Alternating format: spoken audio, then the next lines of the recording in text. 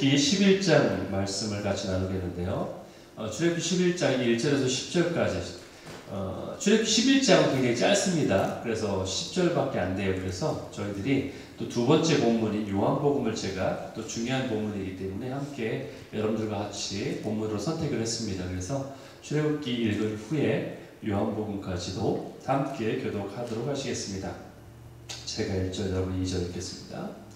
여호와께서 모세에게 이르시기를 내가 이제 한 가지 재앙을 바로와 애굽에 내린 후에야 그가 너희를 여기서 내보내리라. 그가 너희를 내보낼 때에는 여기서 반드시 다 쫓아내리니 백성들에게 말하여 사람들에게 각기 이웃들에게 은금 패물을 구하게 하라 하시더니 여호와께서 그 백성으로 애굽 사람의 은혜를 받게 하셨고 또 그 사람 모세는 애굽 땅에 있는 바로의 신하와 백성의 눈에 아주 위대하게 보였더라. 모세가 바로에게 이르되 여호와께서 이와 같이 말씀하시기를 밤중에 내가 애굽 가운데로 들어가리니 애굽 땅에 있는 모든 처음 난 것은 왕 위에 앉아 있는 바로의 장자로부터 맷돌 뒤에 있는 몸종의 장자와 모든 가축의 처음 난 것까지 죽으리니 애굽 온 땅에 전무후무한 큰 부르짖음이 있으리라. 그러나 이스라엘 자손에게는 사람에게나 짐승에게나 개 한 마리도 그 혀를 움직이지 아니하리니 여호와께서 애굽 사람과 이스라엘 사이를 구별하는 줄을 너희가 알리라 하셨나니 왕의 이 모든 신하가 내게 내려와 내게 절하며 이르기를 너와 너를 따르는 온 백성은 나가라 한 후에야 내가 나가리라 하고 심히 노하여 바로에게서 나오니라. 여호와께서 모세에게 이르시기를 바로가 너희의 말을 듣지 아니하리라. 그러므로 내가 애굽 땅에서 나의 기적을 더하리라 하셨고 모세와 아론이 모든 기적을 바로 앞에서 행하였으나 여호와께서 바로의 마음을 완악하게 하셨으므로 그가 이스라엘 자손을 그 나라에서 보내지 아니하였더라. 아멘. 우리 요한복음을 계속해서 읽도록 하겠습니다. 요한복음 6장 9절 제가 읽고 여러분 10절 읽겠습니다. 여기 한 아이가 있어 보리떡 5개와 물고기 2마리를 가지고 있나이다. 그러나 그것이 이 많은 사람에게 얼마나 되겠사옵나이까. 예수께서 이르시되 이 사람들로 앉게 하라 하시니 그곳에 잔디가 많은지라 사람들이 앉으니 수가 5,000명쯤 되더라. 예수께서 떡을 가져 축사하신 후에 앉아있는 자들에게 나눠주시고 물고기도 그렇게 그들의 원대로 주시니라.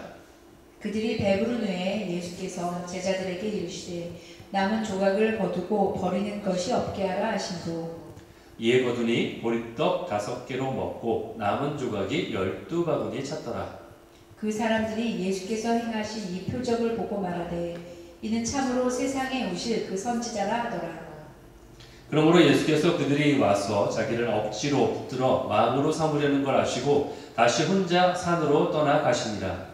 저물매 제자들이 바다에 내려가서 배를 타고 바다를 건너 가버나움으로 가는데 이미 어두웠고 예수는 아직 그들에게 오시지 아니하셨더니 큰 바람이 불어 파도가 일어나더라. 제자들이 노를 저어 10여리쯤 가다가 예수께서 바다 위로 걸어 배에 가까이 오심을 보고 두려워하거늘 이르시되 내니 두려워하지 말라 하신대 이에 기뻐서 배로 영접하니 배는 곧 그들이 가려던 땅에 이르렀더라.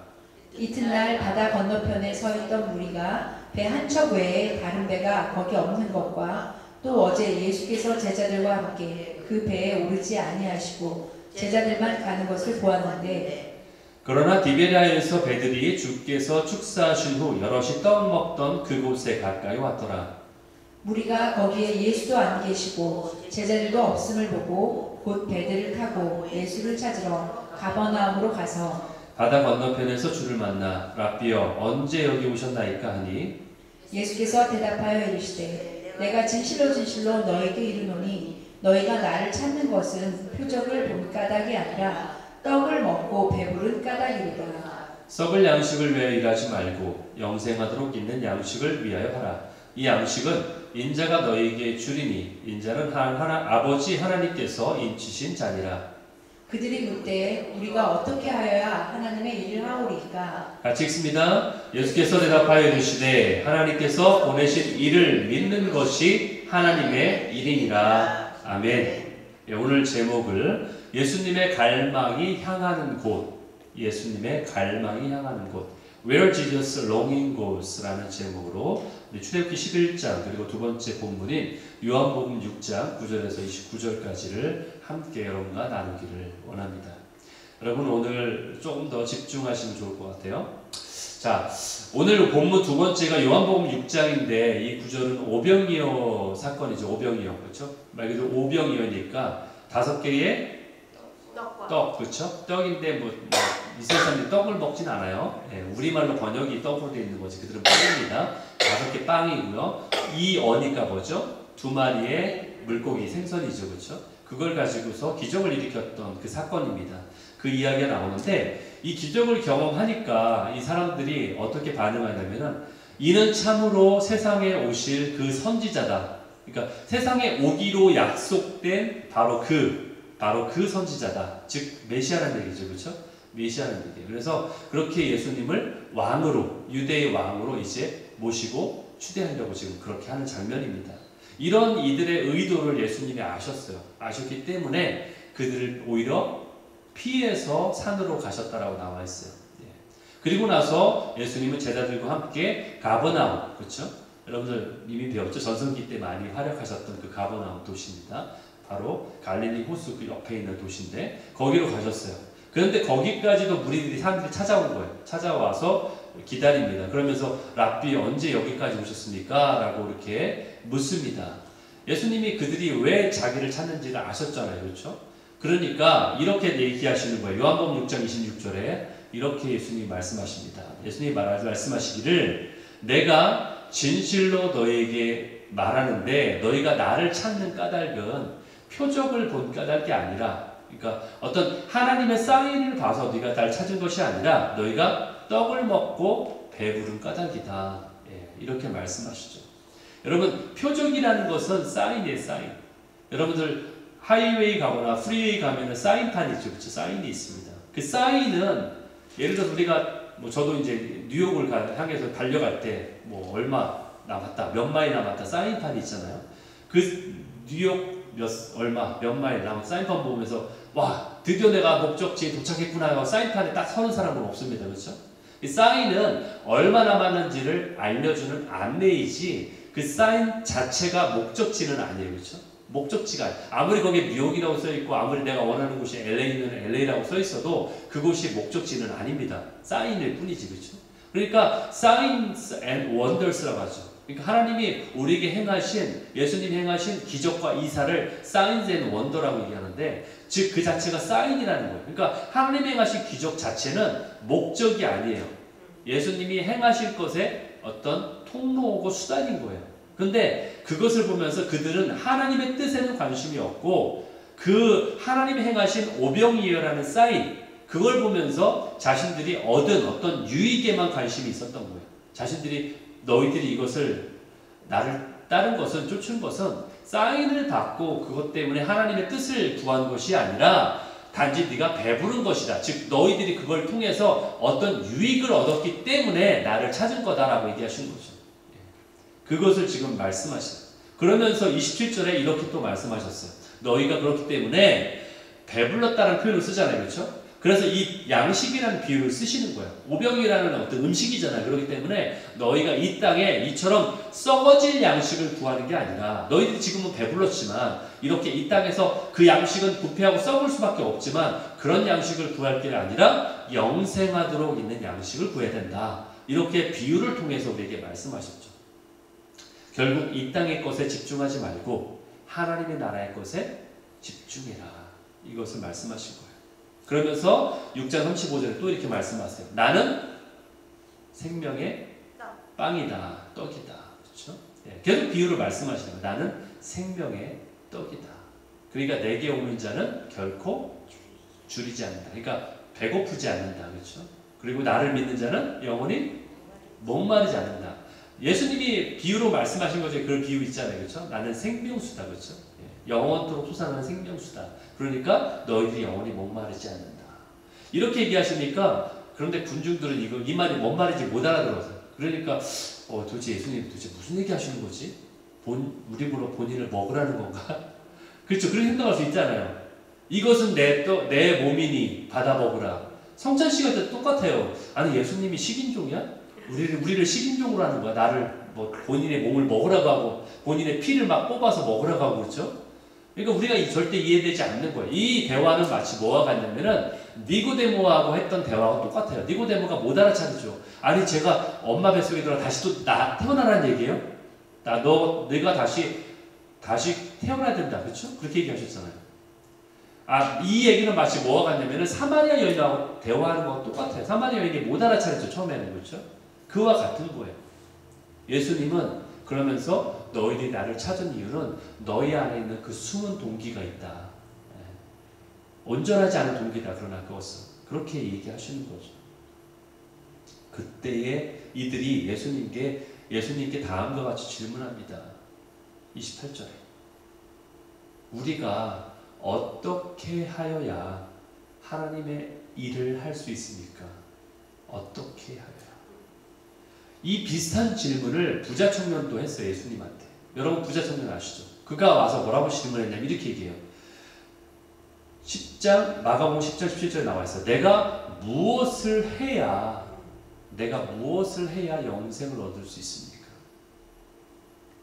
지금 다 질문이 뭐냐면은 내가 어떤 걸 해야, 내가 무엇을 해야, 뭔가 일에 초점이 맞춰져 있잖아요. 그렇죠?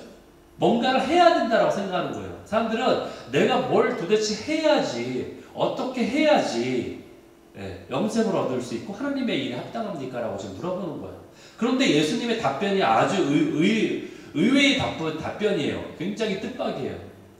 6장 29절, 요한복음 6장 29절 이렇게 얘기하시죠. 하나님께서 보내신 이, 바로 예수님 본인이죠. 나를 믿는 것이 하나님의 일이야. 나를 믿는 것, 나를 아는 것이 그게 일이야. 우리가 생각할 때는 그 일이라는 것이 뭔가 막 일해야 되고 닦아야 되고 막 뭔가 열심히 땀 흘려야 되고 이게 일이라고 생각하잖아요. 그렇죠? 교회에서도 사역하면은 뭔가 내가 뭘 해야 되고 하는, 그렇죠? 그런데 하나님, 예수님이 뭐라고 하시냐? 나를 믿는 것이 일이야. 하나님의 일이야 라고 말씀하고 있어요. 어떤 걸 해야 되고 어떤 규칙을 지켜야 되는 것에 우리는 관심을 가질 때가 많아요. 그렇죠? 내가 뭘 지켜야 되는가 보다. 교회 와서 지켜야 되는 어떤 종교적인 걸 뭘 지켜야 되나 보다. 물론 그런 게 있을 수 있죠. 그런데 그런 것을 통해서 우리는 세상에서 증명을 받아왔잖아요. 세상에서는 그게 세상의 이치잖아요. 그렇죠? 네가 네 자신을 증명해. 그래서 여러분들 잡을 때 뭐를 냅니까? 뭐를 보여줘요?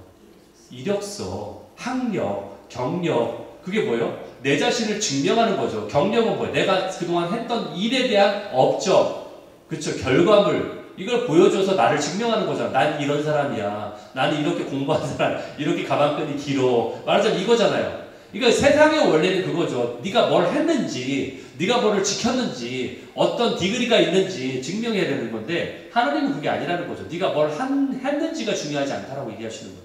근데 정작 하나님이 원하시는 건 뭐다? 나를 아는 거야. 나를 믿는 거야. 그게 하나님의 일이야. 라고 말씀하는 거죠. 이걸 보면서 우리는 마치 코미디 시트콤을 보는 것 같아. 하나님이 원하시는 건 정작 따로 있는데 세상 사람들은 자꾸 뭔가 하나님이 원하시는 게 그게 아니라고 얘기하는데 그걸 부인하고 내가 뭔가 하려고 자꾸 하는 거예요. 그게 서로 다른 식으로 가고 있는 거죠. 그렇죠?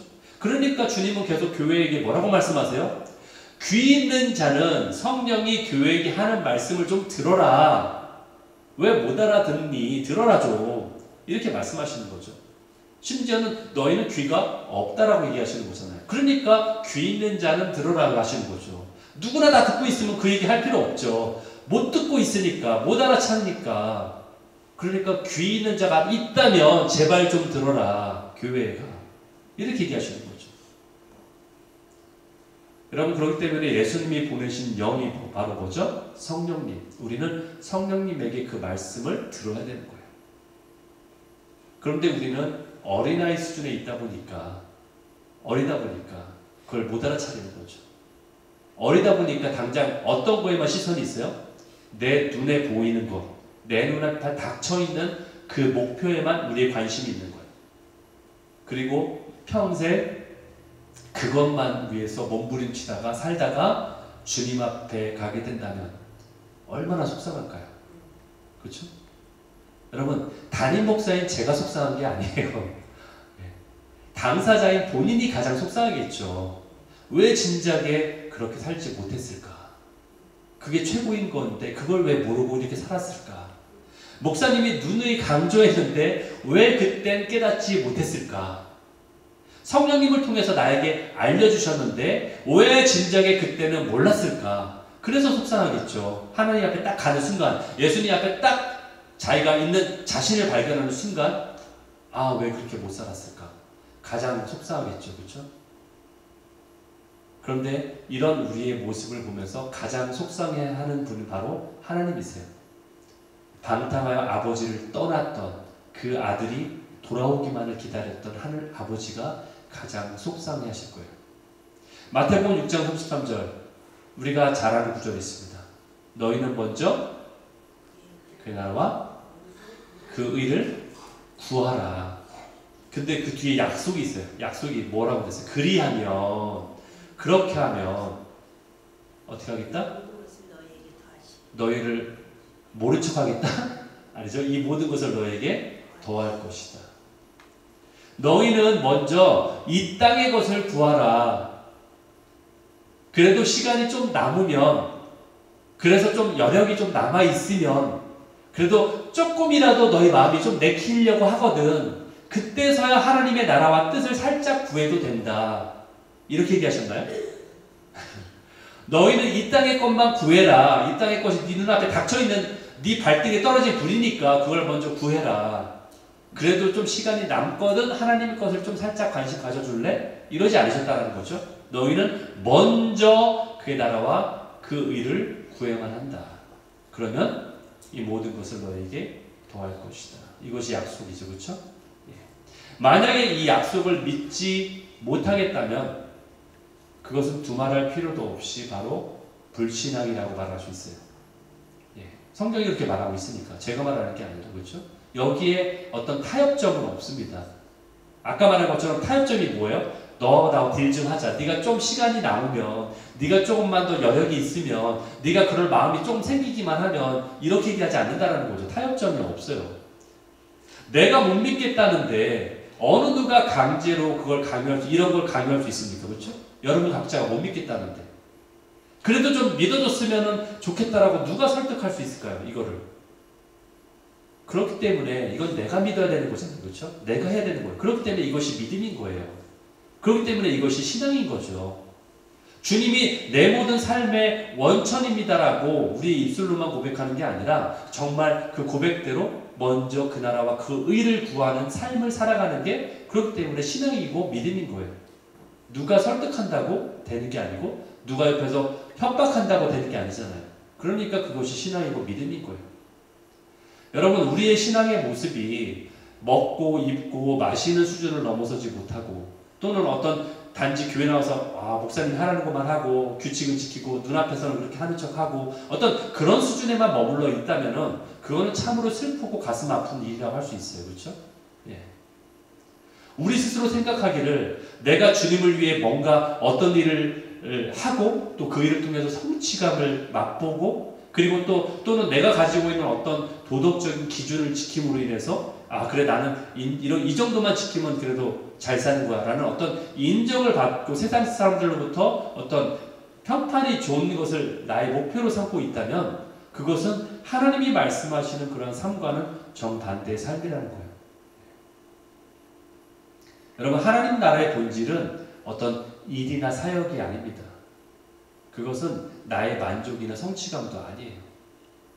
그러므로 어떤 사역이 나의 생명처럼 될 수는 없어요. 사역은 그냥 사역에 불과한 거예요. 주님, 제가 얼마나 규칙을 잘 지켜야 하나님의 나라를 누릴 수 있을까요? 주님, 제가 이 사역을 통해서 어떠한 성취를 하고 어떠한 업적을 남겨야 제가 원하는 것을 얻을 수 있을까요? 이것들이 누가 했던 질문이냐면은 바로 예수님을 따라다녔던 그 무리들이에요. 그들이 했던 질문이잖아요. 아까 그 질문하고 있잖아요. 그렇죠? 부자 청년도 했던 질문이 바로 이 질문이잖아요. 내가 무엇을 해야지 하나님이 기뻐합니까? 내가 무엇을 해야지 구원을 얻습니까? 영생을 얻습니까? 그러잖아요. 그렇죠? 그러면서 자신들이 참 하나님의 제자라고 이들이 생각했다라는 거죠. 그러나 그것은 본질을 벗어난 질문이고 생각이에요. 주님은 요한복음 17장 3절에서도 이렇게 말씀하고 있어요. 영생이 이거다. 영생은 뭐다? 뭔가 일을 열심히 해서 업적을 남기는 거다? 아니죠. 유일하신 참 하나님을 믿는 거다. 또 누굴 믿는 거다? 그분이 보내신 예수 그리스도를 아는 것이다. 주님을 아는 것이 영생이라고 분명히 말하고 있잖아요. 그게 구원이라고. 그렇죠? 내가 뭔가를 해서 뭔가를 남기고 성취를 이루고 사람들한테 인정받고 평판이 좋아지는 것을 얻고 이런 것이 영생이 아니라는 거예요. 그것이 주님이 원하시는 뜻이 아니라는 거예요. 그렇기 때문에 ministry for God이 아니에요. 제가 누누이 말씀드렸죠. 예전에도 그렇죠? 기억나시죠? ministry for God이 아니라 뭐라고요? 예, ministry to God이라고요. ministry for God이 아니에요. 내가 하는 일이 ministry가 사역이 주님을 위해 하는 일이 아니라고요. 여러분이 안 해도 여러분이 그 일 안 해도 하나님은 그분이 지극히 그냥 높으신 분이에요. 찬양받기 합당하신 분이에요. 내가 찬양 안 해도 그분은 합당하신 분이에요. 내가 이 사역 안 해도 그분은 다 하십니다. 어느 누군가를 통해서. 그렇죠? 그렇기 때문에 ministry for God이 아니에요. 내가 주님 위해서 뭔가 해드립니다. 이게 아니라는 거예요. 당연히 이 정도까지만 생각해도 그나마 낫죠. 어떤 분은 ministry for me라고 생각하시는 분이 계실 수도 있어요. 나를 위해 사역한다. 나의 어떤 만족을 위해서 그런 것도 아니라는 거예요. 사역은 나를 위한 사역도 아니고 하나님을 위한 사역도 아니에요. ministry to God이에요. 하나님께 드리는 사역이에요. 여러분 호세아 선지자는 외쳤습니다. 여호와를 알자. 우리가 힘써 여호와를 알자. 여러분 이 말은요 이스라엘 백성이 한 얘기였죠. 그렇죠? 근데 이스라엘 백성이 이 말을 들었을 때 참 웃기다고 했을 거예요. 참으로 가소롭다. 비웃었을 것 같아요. 저는. 왜 그런지 아세요? 여러분 지금 이스라엘 방문하셔도 이스라엘 사람들이 얼마나 하나님의 율법을 지키려고 몸부림치는지 몰라요. 그 사람들이. 예. 이 누구보다도 하나님을 잘 알고 있다라고 생각하는 자들이 바로 이스라엘 사람들이에요. 그렇게 자신들이 자부하고 있는데 이렇게 얘기하는 거죠. 너희는 여호와를 잘 모르니까 너희가 힘써 여호와를 알아야 한다. 이 말을 했을 때 코드순 쳤겠죠. 아니 뭔 소리 하는 거야. 우리만큼 율법을 잘 지키고 우리만큼 여호와를 알기 위해 애쓰는 자가 누가 있단 말이야. 그런데 너희가 여호와를 힘써 알아야 된다라고 했을 때에 얼마나 우스웠을까요? 여러분 이사야 선지자는요 마지막 때에 여호와를 아는 지식이 온 땅에 충만해질 것이라고 예언했어요. 이사야 11장 9절에서 물이 바다를 덮은 같이 여호와를 아는 지식이 세상에 충만할 것이다. 이런 찬양도 있죠. 그렇죠? 물이 바다 덮은 같이 여호와의 영광을 인정하는 것이 온 땅에 가득하리라. 여호와를 아는 지식이 온 땅에 충만하게 될 것이다. 왜 이런 일이 일어날까요? 마지막 때에. 왜 일어날 수밖에 없어요. 이거는 물론 성경에 있으니까 당연히 일어나지만 마지막 때에 이런 일이 일어날 수밖에 없어요. 왜냐하면 믿는 자들뿐 아니라 믿지 않는 자들까지도 하나님이 누구신지를 알아야만 하는 때가 되기 때문에 그때는 그렇죠? 마지막 때니까 심판의 때니까 그렇죠? 그렇기 때문에 여호와를 아는 지식이 그러니까 여호와를 아는 지식이 뭐예요? 우리가 아는 성경 지식을 얘기하는 게 아니라 여호와 그분이 누구인지 그 존재에 대해서 알 수밖에 없다는 거예요. 그래서 모든 무릎이 그분 앞에 모든 민족이 무릎을 꿇게 된다고 하잖아요. 그게 여호와를 아는 지식이 온 땅에 충만하니까 누구나 다 알게 되는 거예요. 이제는. 그리고 구름 타고 모든 눈이 그분을 보게 될 것이라고 성경에 나와 있잖아요. 그렇기 때문에 저분이 참 신이구나. 내가 그동안 믿었던 천지신명이 아니구나. 내가 믿었던 저 바알신이 아니구나. 내가 믿었던 저 알라신이 아니구나. 내가 믿어야 됐던 저 하나님 여호와였구나. 예수님이었구나라는 것을 알게 된다는 거죠. 여러분 예수님과 2년 동안 물론 3년 동안 공생을 했지만 예수님과 주로 지냈던 건 거의 2년이죠. 그렇죠? 2년 동안에 함께 했던 제자들이 비록 예수님과 2년 동안 함께 자고 먹고 했음에도 불구하고 왜 예수님이 이 땅에 오셨는지를 제대로 이해하지 못했어요. 왜냐하면 그들의 관심은 다른 데 있었기 때문에. 그들의 관심은 뭐였냐? 그들의 관심은 누가 더 큰 자인가 이거였어요. 누가 더 큰 자냐. 물론 이들은 나중에 알게 됐지만 나중에 부활을 경험하고 성령을 체험했을 때 그때는 알게 됐지만 그전에는 그들이 예수님이 왜 이 땅에 오셨는지 알지 못했다는 거예요. 단지 그들의 관심은 누가 더 큰 자냐. 그래서 누가 크냐라는 이 이슈 때문에 서로 논쟁을 벌이고 싸우게 됐어요. 제자들끼리. 네가 예수님 내가 오른쪽에 앉아야 돼. 내가 뭐 왼쪽에 앉아야 돼. 이렇게 싸웠다라는 거죠. 오늘날 우리도 마찬가지지 않습니까? 다른 사람보다 더 인정받기 위해 열심을 냅니다. 이러한 우리의 숨은 동기들, 내 안에 있는 그 옳지 않은 동기들, 이것을 들여다보면은 우리가 주님을 사랑해서라기보다는 다른 사람의 평판이나 인정을 받기 위해서 열심을 낼 수 있다는 거예요. 이것을 주님이 말씀하고 계시다는 거죠. 이 얘기는 뭐냐? 제자들 마음 가운데 그들의 마음에 길가와 같은 영역이 있다는 거예요. 여러분, 네 가지 마음밭이 있죠, 그렇죠? 길가 같은 마음밭, 그 다음에 가시밭, 덤불밭, 돌짝밭, 그리고 마지막으로 옥토가 있죠. 좋은 밭이 있죠. 근데 길가와 같은 영역이 역시 제자들에게 있었다는 거죠. 길가와 같은 영역은 어떤 영역이에요? 그 길가와 같은 영역은 밭이라고도 할 수 없죠. 밭이 아니죠. 길이죠. 길이니까 다져지고 다져진 거죠. 사람들이 하도 많이 다니고 그리고 마차가 하도 많이 다니고 많이 다녀가지고 다져지고 다져져서 굳어진. 그래서 조금이라도 틈도 없어. 하나님의 말씀이 떨어져서 씨앗이 그 안에서 싹틀 수 있는 전혀 가능성이 없는 거예요.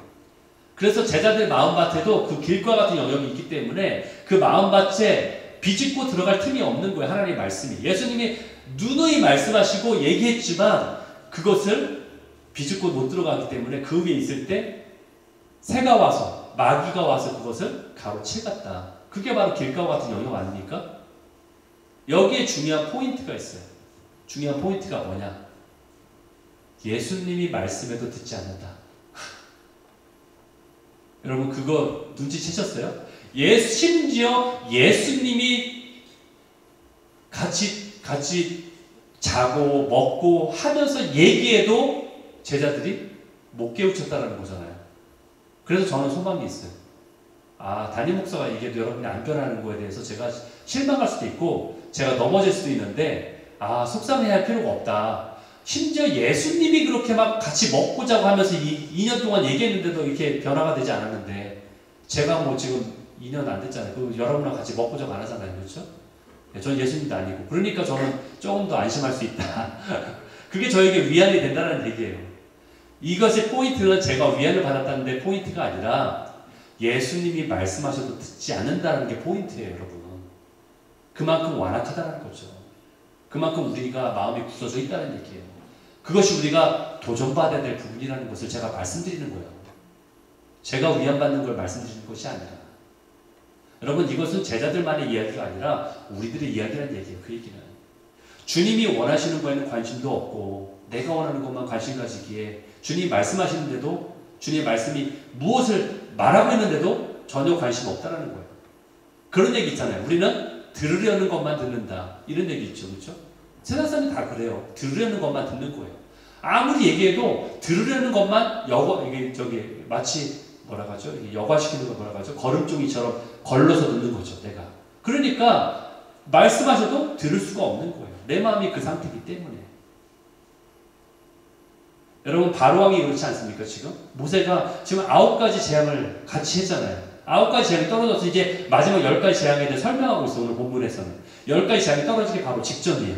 그런데 바로왕이 9가지 재앙을 당했음에도 불구하고 전혀 하나님의 말씀에 귀를 기울이지 않아요. 전혀 씨알도 먹히지 않아요. 이게 바로 씨알도 먹히지 않는 게 길가와 같은 영역이죠. 씨알도 먹히지 않는 거. 그렇죠? 그런 마음이에요. 하나님이 참 신이라는 것을 여러 번 증거해 줬어요. 보여줬어요. 그래도 믿지 않아요. 굉장히 의지력이 강해요. 세상에서는 의지력이 강하면 높게 평가해 줄 수 있죠. 그러나 하나님을 떠난 의지력은 아무 의미가 없어요. 하나님을 떠난 의지력은요 절대 좋은 게 아니에요. 오히려 더 힘들어요. 하나님을 믿기도 힘든 거예요. 하나님을 떠난 의지력은 오히려 더 믿기가 힘든 거예요. 차라리. 여러분 출애굽기 11장 3절 오늘 말씀에 본문에 이런 말씀이 있어요. 그 사람 모세가 모든 애굽에 있는 백성들의 눈에 어떻게 보였다? 아주 위대하게 보였다. 이제는요, 바로의 신하들 또는 이집트 모든 백성들이 모세를 예사롭게 보지 않습니다. 왜냐하면 9가지 재앙을 당했잖아요. 이제는 아무리 바보래도 그렇게 당했으면 이제 깨달아야 될 거 아니에요. 이제는 다들 깨달은 거죠. 이제는 이것이 그냥 장난이 아니구나. 정말 저가 믿는 하나님이 참 하나님이구나라는 것을 이제 깨닫기 시작하는 거죠. 그런데 바로는 어때요? 혼자서 독야청청 변하지 않아요. 네. 바로 왕 아주 갈 때까지 가는 거예요. 완전히 끝까지 가고 있는 거예요. 미친 수준까지 가는 거죠. 여러분, 우리가 자신의 의의를 내세우고요, 자신의 기준을 내세우잖아요. 그러면 갈 때까지 가는 거예요. 그러면 미치는 거예요. 어디에 미쳐요? 세상에 미치는 거죠. 세상의 기준에 미치는 거죠. 그러면은 세상의 길에 휩쓸리게 되는 것이고 세상의 사상과 주장에 우리가 휘둘리게 되는 거예요. 갈 때까지 가는 거예요. 그게. 그러면 하나님의 말씀이 비집고 들어올 틈이 없게 되는 거예요. 바로 바로의 모습이 그거예요. 여러분, 우리 인간은요, 완전하지 않습니다. 우리 안에는 죄성이 존재하잖아요. 그렇기 때문에 우리 영적 감각이 마비되어 있고 자신이 무엇이 잘못되어 가는지도 깨닫지 못하는 수준까지 바로 왕이 그렇게 가고 있는 거예요. 모든 이집트 사람들, 심지어는 이집트의 그 꼬맹이들, 아이들까지도 하나님이 모세가 말하는 하나님이 참 신이라는 것을 이제는 두려워서 알고 있는데 그 나라의 최고 지도자라는 그 바로가, 그리고 심지어는 신의 아들이라고 불리고 있는 그 바로가 여전히 무감각하게 모르고 있다는 거죠. 그것은 왜 그래요? 영적으로 깨어있지 않기 때문이에요. 영적으로 무감각하기 때문에 깨닫지 못하는 거예요. 그렇기 때문에 건강한 지도자에게 올바른 지도를 받는 것이 중요해요. 그렇기 때문에 여러분에게는요, 건강한 멘토십이 그래서 중요한 거예요. 그렇지 않고서 나 혼자서 나는 내 영적인 세계를 다 터득했어. 그렇기 때문에 나는 옳아라고 생각하는 것만큼 위험한 것은 없다라는 거예요. 그것은 정말로 위험한 겁니다. 자신에게는요, 한없이 관대한 것이 사람이지 않습니까? 여러분 스스로를 봐도 그렇잖아요. 저도 그래요. 나에게는 한없이 관대한 게 사람이에요. 그래서 내가 생각한 기준을, 객관성을 유지한다는 거 쉽지 않습니다. 객관성이 없어요, 사실은. 그 기준에 객관성이라고 말할 수 있는 사람은 없습니다. 그렇기 때문에 우리는 어떤 기준을 적용할 때에 기준이 각각 달라요. 제가 한번 예를 들어 볼까요? 나의 친어머니에게 적용하는 기준이 다르고요, 나의 시어머니에게 적용하는 기준이 다릅니다. 똑같나요? 다르죠, 그렇죠? 나의 친자녀에게 적용하는 기준이 다르고요, 너의 자녀에게 적용하는 기준이 달라요. 어떤 아이가 막 앞에서 발을 떨고 있으면 어디서 못된 걸 배워가지고 그렇게 얘기하겠죠? 우리 자녀가 떨고 있으면 아이고 귀여워라, 아니면 어디 추운가 이런 생각할 수 있겠죠, 그렇죠? 예, 기준이 달라요. 내 가족에게 참아내는 기준이 다르고요, 다른 사람에게 적용하는 참아내는 기준이 다릅니다. 내 가족은 나에게 이렇게 해도 나는 참을 수 있지만 다른 사람이 나에게 이렇게 하면 못 참죠. 기준이 다른 겁니다, 여러분. 그것을 똑같다고 생각하면 안 돼요. 자신이 영적으로 건강하지 않고 그 안에 분명히 뭔가 혼합되어 있고 막 그런 것이 섞여 있는데 스스로 생각하기를 나는 영적으로 건강하다라고 착각하는 사람들, 그것만큼 위험한 것이 없다라는 거예요. 이런 자들은 누구의 말도 들으려 하지 않습니다. 자신의 판단이 최고이고 자신의 경험이 최고이라고 생각하기 때문에 그래요. 그리고 자신이 경험한 것이 조금밖에 되지도 않는데도 그것을 굉장한 경험이라고 착각을 해요. 그렇게 자기 마음대로 스스로 해석하는 것을 뭐라고 하느냐? 바로 자의적 해석이라고 합니다. 그것을 바로 자의적 해석이라고 해요. 스스로가 해석하는 거예요. 이것은 옳아, 이것은 그렇지 않아. 이것이 정말 위험한 생각이에요. 주님은 우리에게 우리 자신의 연약함을 깨달으라고 말씀하세요. 기독교 신앙은요, 내가 죄인이라는 것부터 출발해요. 내가 완전합니다라고 출발하는 게 아니에요. 나는 죄인입니다. 나는 연약합니다. 그러나 누가 완전합니다? 하나님이 완전하십니다. 하나님이 강하십니다. 그렇기 때문에 주님 안에 거해야 되는 거예요. 그 이유에, 저 이유가 바로 그 이유예요. 내가 완전하지 않기 때문에. 거기서 출발하는 게 신앙의 모습인 거예요. 내가 있어야 할 자리를 아는 것, 그게 바로 겸손이에요. 내가 있어야 할 자리를 아는 것이 겸손이에요. 다른 사람 앞에서만 아유 제가 뭘요 이런 게 겸손이 아니에요. 이거는 false humility라고 해요. 영어로 false humility. 거짓 겸손이다. 겉으로만 그렇게 보이는 척하는 것. 이것은 거짓 겸손이에요. 진정한 겸손은요. 내가 있어야 할 자리를 아는 것. 그 자리가 어디예요? 그 자리가 어디예요? 예, 피조물의 자리예요. 나는 피조물입니다. 연약한 자입니다. 주님이 위대하십니다. 그 피조물의 자리를 아는 것. 그게 바로 겸손이에요. 진정한 겸손이에요. 예수님의 주위에서 누가 큰 자인지 관심 가졌던 제자들, 그들은 물론 부활을 경험하지도 못했고 성령님을 아직 받기도 전이었기 때문에 오로지 자기가 원하는 것에만 관심을 가졌던 자들인 거예요. 그게 바로 교만이죠. 그렇죠? 누가 큰 자인가. 그렇기 때문에 그들은 주님의 뜻이 어디 있는지, 주님의 마음이 어디를 향해 있는지 관심이 없었어요. 아랑곳하지 않았어요. 그러니까 마리아가 향유 옥합을 깨뜨려서 주님 발에 부을 때에 제자들은 옆에서 그걸 보면서 왜 그걸 낭비하고 있는지 그렇게 생각할 수밖에 없었던 거죠. 여러분, 예수님의 갈망이 어디에 있다라고 생각하십니까? 예수님의 갈망은, 예수님의 그 마음은 어디를 향하고 있을까요? 오늘 제목이 그거 있지 않습니까? 예수님의 갈망이 향하는 곳. 그 제목이 있지 않나요? 그 예수님의 갈망이 어디를 향하고 있나요? 갈망이라는 건 뭐예요? 내가 그토록 원하는 거잖아요.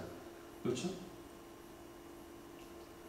예수님의 갈망은 죽게 돌아오기를 기다리는 잃어버린 영혼들이겠죠. 그렇죠? 그리고 그 영혼들을 위해서 방주와 같이 준비하신 이 교회. 그들을 담아낼 수 있는 이 교회. 그렇죠? 그들을 양육할 수 있는 이 교회. 그들을 가르칠 수 있는 이 교회, 그들에게 복음을 전할 수 있는 이 교회에 있다는 거예요.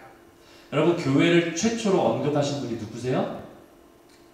그 단어, 교회라는 단어를 최초로 언급하신 분이 누구세요? 예수님이세요. 예수님. 교회는 예수님이 세우신 거예요. 예수님이에요. 성전이라는 건 그 전에 있었지만 교회는 예수님이 세우신 거예요. 그래서 교회를 뭐라고 부르나요? 예수님의 예수님께서 교회의 머리가 되신다라고 하잖아요. 그렇죠? 교회의 머리가 되시면 몸은 뭐예요? 우리죠. 교회죠. 그렇죠? 예수님이 머리시고 우리는 그 몸이라는, 우리 그 지체라는 얘기잖아요. 그렇죠? 손이고 발이 된 지체, 몸이라는 얘기예요. 교회는 그렇기 때문에 예수님의 피값으로 치르고 사신 그분의 몸이에요. 그렇기 때문에 예수님의 갈망을 어디 향하고 있다? 어디를 향하고 있다? 교회를 향하고 있는 거예요. 그렇기 때문에 교회가 우리가 생각하는 그런 쉬운 금방 그냥 망하면 말지 이런 게 아닙니다. 하나 세우고 말지 이런 게 아니에요. 교회는 예수님의 피값을 치르고 사신 그분의 몸이 바로 교회입니다. 여러분, 예수님이 세우신 게 어떤 선교단체가 아니에요. 저런 예수전도단 또는 기도의 집 같이 이런 어떤 선교단체가 아니에요. 예수님이 세우신 건 교회입니다. 교회.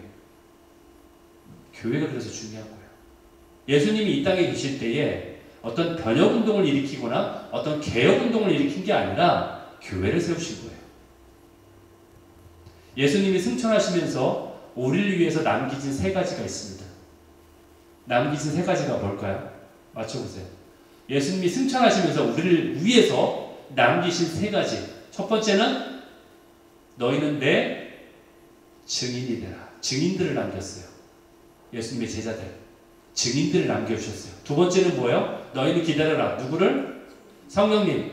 성령님을 우리에게 남겨주셨어요. 세 번째는 아까 말한 예수님이 세우신 교회를 남겨주신 거예요. 이 세 가지를 남겨주셨어요. 우리에게.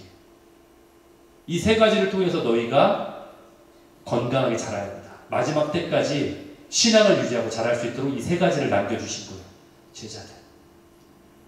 당시의 증인들은 예수님의 그 제자들이죠. 그렇죠? 근데 지금의 제자는 누구야? 우리죠. 오늘날은 우리들을 증인으로 부르셨어요. 주님이 부르신 거예요. 부르심이에요. 그게. 그리고 우리가 다른 증인이 되기 위해서는 누구의 도움이 필요해요? 성령님의 도움이 필요하죠. 그렇죠? 그리고 이 증인들을 담아낼 그릇과 같은 공동체로 교회를 세우셨어요. 이 세 가지. 그래서 중요한 거예요. 예수님은 교회를 사랑하십니다. 그렇다면 이 교회가 바로 예수님의 마음에 있는 거죠. 그렇죠? 여러분에게 질문 하나 드리겠습니다. 그렇다면 여러분은 예수 그리스도의 몸이라는 이 교회를 얼마만큼 사랑하십니까? 이게 질문이에요. 도전이고. 그리고 예수님이 여러분에게 하는 질문일 거라고 생각해요. 과연 여러분은 얼마만큼 이 교회를 사랑하십니까? 여러분, 동상이몽이라는 말 들어보셨어요? 사자성어인데 좀 어려운데 동상이몽. 뜻은 같은 침상에 있는데 다른 꿈을 꾼다는 거예요. 같은 침상에서 자고 있는데 다른 꿈을 꾸고 있다. 이게 동상이몽이라는 사자성어예요. 이게 얘기는 뭐냐? 다르게 해석하면은 같은 공동체에 속해 있는데 속마음은 딴 마음을 품는다. 이거예요. 이럴 수 있다라는 거예요. 여러분, 제자들은요, 예수님과 함께 했죠. 몸을 함께 했어요. 그때 동상이몽이었어요. 제자들은 예수님과 함께 했음에도 불구하고 제자들이 꿈꿨던 것은 예수님과 같은 꿈이 아니라 다른 꿈을 꿨어요. 누가 큰 자인가? 다른 것에 관심을 가졌다라는 거예요. 예수님의 뜻과 마음이 어디에 있는지를 살피지 않고 거기에 중요성을 생각하지 않고 다른 생각을 품었다라는 거예요. 그게 동상이몽이에요. 정말 주님의 마음이 있는 이 교회를 사랑하십니까? 여러분은? 아니면 교회가 잘못된 방향으로 가는 것도 상관없으십니까? 여러분은 과연 어떻게 생각하십니까? 마지막으로 한 가지 이야기를 들려드리고 마치겠습니다. 여러분 혹시 태영호 공사라고 아시나요? 북한에서 영국 주재 북한 대사관 공사로 있다가 탈북한 태영호 씨라고 아세요? 예. 지금 뭐 국회의원으로 돼 있나요? 제가 잘 모르겠는데 태영호 우리 공사가 간증한 내용입니다. 북한이 1970년대까지만 해도 굉장히 잘 살았다고요. 한국보다 70년대까지는. 왜냐면은 김일성이 복지정책을 더 먼저 실시했기 때문에. 왜냐하면 공산주의가 그거잖아요. 똑같이 평등히 나눠 가져야 된다. 옛날에는 못 살았기 때문에 나눠 가지니까 오히려 더 잘 살게 된 거예요. 북한이.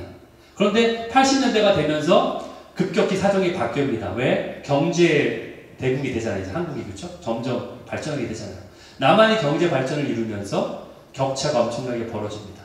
그 무렵에 특별히 남한에 있는 교회들이 이제 생겨나고 목사님들이 많아지잖아요. 그러니까 통일운동을 전개해 갈 때 그것을 보면서 김일성이 생각하기를 남한의 교회와 남한에 있는 목사들을 좀 잘 이용해서 써먹어야 되겠다. 이런 생각을 하게 되는 거죠. 그런데 그때 한 가지 문제점이 뭐냐면 그렇게 하려다 보니까 북한에 교회가 없는 거죠. 그러니까 남한의 목사님들이 연결점이 없는 거예요. 그러니까 북한에 그런 교회를 만들어야 되겠다. 그래서 진짜 교회가 아닌데 보여주기식의 어떤 교회이지만 그래도 가짜 교회를 하나 만들어야 되겠다 해서 만든 게 바로 봉수교회. 봉수교회를 만든 거예요. 지금도 있습니다. 그리고 교인이 있어야 되잖아요. 교회만 딱 건물만 졌다고 교회가 아니잖아요. 교회에 교인이 있어야 될 거 아니에요. 그러니까 봉수교회에서 있어야 될 교인들을 뽑는 거죠. 평양에서 가장 출신 성분이 좋은 사람들, 그리고 공산주의 사상에 무장된 간부들의 부인들 200명을 선발해서 그 가운데 이제 보낸 거죠. 교인으로 채운 거예요. 그래서 너희가 주일 예배를 드려라.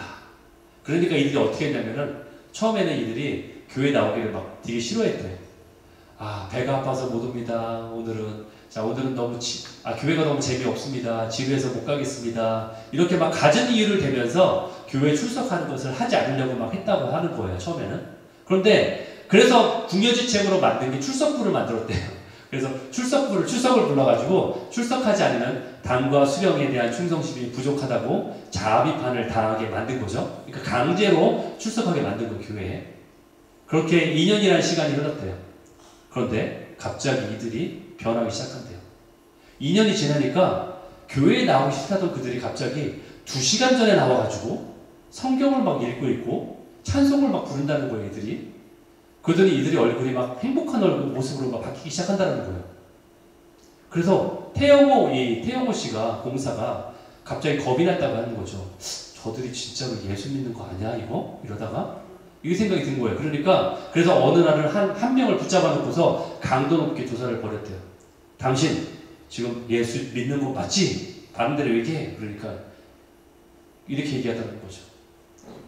우리는 예수를 믿지 않습니다. 오직 당과 수령님을 위해 사명을 다할 뿐입니다. 이렇게 얘기했다라는 거예요. 예. 단지 그냥 당과 수령을 위해서 사명을 다하기 위해서 그냥 니네가 말한 대로 출석하라고 해서 출석하는 것 뿐입니다. 이렇게 얘기하라는 거죠. 그러니까 뭐라고 해요? 태영호 공사가 어쩔 수 없이 그냥 풀어줄 수밖에 없었죠. 그런데 더 큰 문제가 생겼대요. 우리 교회처럼 이 교회도 11시 예배래요. 11시 예배를 드리는데 11시쯤 되면은 갑자기 예배를 드리고 있는 바깥의 교회 주변에 사람들이 배회하는 사람들이 막 생겨나는 거예요. 그 주위를 막 왔다 갔다 하는 사람들이 생기는 거야. 처음에는 10여 명 정도가 그 교회 주변을 서성거린대요. 그러면서 어떤 사람은 옆을 조용히 걷다가 쳐다보기도 하고, 어떤 사람은 그 옆에다 멀찌감치 앉아가지고 교회를 쳐다보면서 쳐다보고 있고, 어떤 사람은 눈을 감고 지그시 감고 가만히 그 옆에 앉아있고, 그리고 이렇게 막 있다는 거죠. 그런데 시간이 지나니까 그 사람들이 500명까지 생겨났대요. 그 교회 주변을 서성이는 사람이 500명까지 막 주위를 맴돌아가고 있다는 거죠. 그래서 그런데 또 예배가 끝나면 언제 그랬냐는데 다 깜짝하게 사라져버린대요. 다 같이. 예. 그래서 어느 날 태영호 씨가 이번에는 그 사람 중에 한 명을 붙잡았어요. 나이가 지긋한 여인을 붙잡아놓고 당신은 예수를 믿습니까? 라고 물어보니까 그 여인이 오히려 이렇게 됐다고 그랬대요. 나는 예수님을 믿습니다. 나는 이제 죽어도 여한이 없습니다. 내가 비록 교회에 들어가서 예배는 드릴 수 없지만, 찬송도 부를 수 없고 설교도 들을 수 없지만 내가 교회를 바라볼 수 있는 것만으로 너무 행복합니다. 저는 이제 여한이 없습니다. 제가 그동안 이 평양에 교회가 세워지기를 40년 동안 기도해 왔는데 이렇게 교회가 세워졌으니 이제는 주님이 제 기도를 들어주셨습니다. 이제 죽어도 여한이 없습니다. 이렇게 고백했다고요. 이렇게 울면서 말하는 여인의 누구였냐면 바로 그 공산당들이 인정하는 간부의 부인이었다고요. 그런데 이 이야기를 태영호 씨가 듣고서 충격을 받았다고 해요.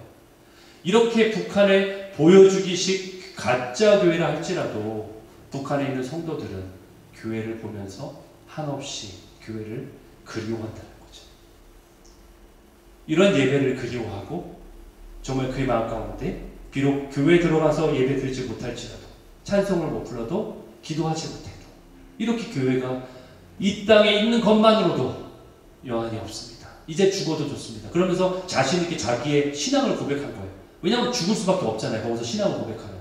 그럼에도 불구하고 이렇게 담대하게 신앙을 고백했어요.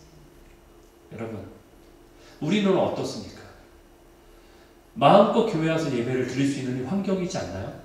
근데 우리는 참으로 우리가 예배 드리는 이것을 감사하고 있나요? 저는 여한이 없습니다. 예배 드리는 이것만으로도. 이 교회는요, 그리스도의 몸이에요. 예수 그리스도의 피값으로 사신 이 교회. 이 가운데서 주님, 우리가 이렇게 기도해야 되지 않을까요? 주님, 아버지 마음이 있는 곳에 내 마음이 있기 원합니다. 아버지 심장이 뛰는 곳이 어딥니까? 그곳에 나의 심장도 뛰게 해주세요. 그곳이 교회라면 이 교회를 위해서 내가 죽어도 여한이 없습니다. 이러한 기도가 바로 우리가 드려야 될 기도라고 생각합니다. 주님의 몸인 이 교회가 바로 주님의 심장 그 깊은 곳에 있는 그분의 갈망이에요. 이것이 바로 아버지 뜻입니다. 그리스도의 몸된 교회를 사랑함으로 예수님의 뜻을 따라가시는 저와 여러분 되시기를 교회의 머리 되신 예수 그리스도의 이름으로 축원합니다. 아멘. 우리 함께 일어나셔서 주님을 찬양합니다. 교회를 세우신 그분, 우리는 주님의 백성입니다.